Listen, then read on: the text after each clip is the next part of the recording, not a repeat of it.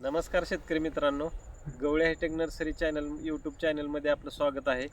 आज या ठिकाणी शेतकऱ्यांना एक असं वरदान ठरणारं जे पीक आहे किंवा एक झाड आहे, शिंदी पाम म्हणून आपण म्हणतो त्याला.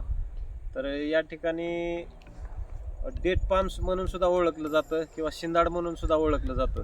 तर त्याच्याबद्दलची जी माहिती आहे शेतकऱ्यांना बऱ्याच ठिकाणी ह्या गोष्टीची माहिती नाही की ते कोणत्या जमिनीमध्ये पीक येतंय किंवा त्याचे फायदे काय आहेत, त्याचं कशा पद्धतीनं उत्पादन मिळतंय, ते किती शेतकऱ्याच्या फायद्याचं आहे या ठिकाणी मी आज सांगणार आहे. तर हे समोर शिंदी पाम किंवा शिंदाड किंवा डेट पाम, तर ह्याच्यापासून ताडी आणि निरा या दोन प्रकारची पेय निर्माण होतात. ह्याच्यातून वरच्या बाजूला तुम्ही बघितलं असेल समोर कॅन लावलेला आहे, ह्याच्यामध्ये आता निरा पडण्याचं काम चालू आहे.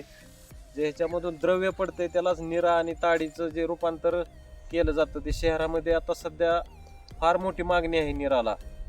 जशी जशी उष्णता वाढत जाईल तसं थंड पेयांना जास्त मागणी आहे. आणि त्याच्यामध्ये हे नैसर्गिक आहे मित्रांनो, हे नैसर्गिक आहे. एक इतर पेयांसारखं ह्याच्यामध्ये केमिकल नाही आणि केमिकल नसल्यामुळे शरीराला फायदेशीर आहे, थंड आहे आणि शहरामध्ये भरपूर प्रमाणात मागणी याला. आणि सध्या उपलब्धता कमी आहे याची, कारण बागा याच्या कमी आहेत.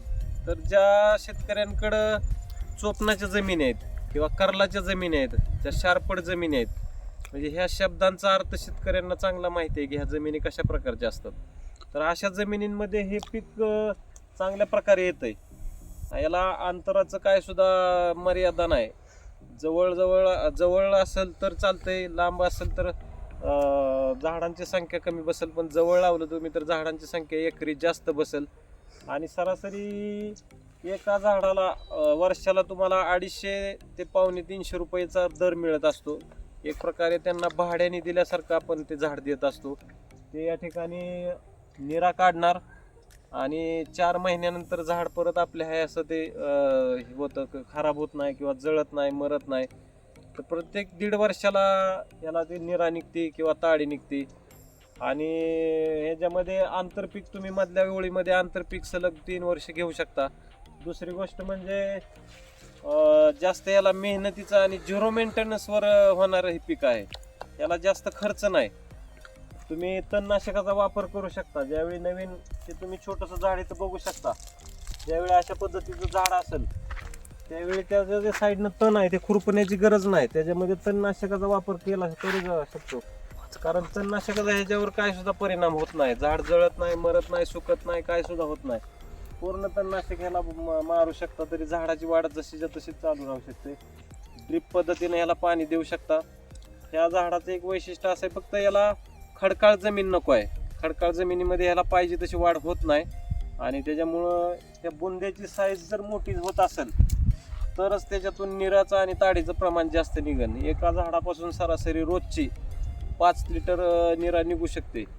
अशा पद्धतीनं मोठ्या प्रमाणात उत्पादन ह्याचं आपल्याला मिळू शकतं. ज्या लोकांच्या जमिनीमध्ये क्षार असल्यामुळे किंवा चोपान कराल असल्यामुळे जे इतर पिकं येत नाहीत, किती पण खर्च केला, किती पण खतं वापरली तरी पिकं येत नाहीत, अशा वेळी ह्या झाडाचा मोठ्या प्रमाणात शेतकऱ्यांना आधार होऊ शकतो.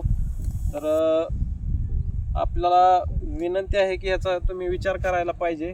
आणि ज्या पडीक जमिनी आहेत, ज्याच्यामध्ये वर्षानुवर्ष जमिनी पडून आहेत, अशा पडीक जमिनींमध्ये या पिकाचा विचार करून ह्याची लागवड करावी आणि उत्पादन घ्यावं. या ठिकाणी हे रोप तुम्हाला दाखवतो मी. हे नर्सरीमध्ये उपलब्ध आहे. अशा पद्धतीची रोपं तुम्हाला मिळतात आणि याची तुम्ही लागवड करू शकता. धन्यवाद.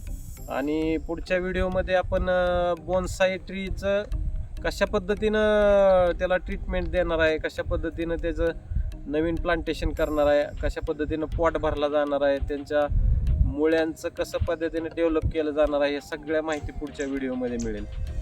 धन्यवाद.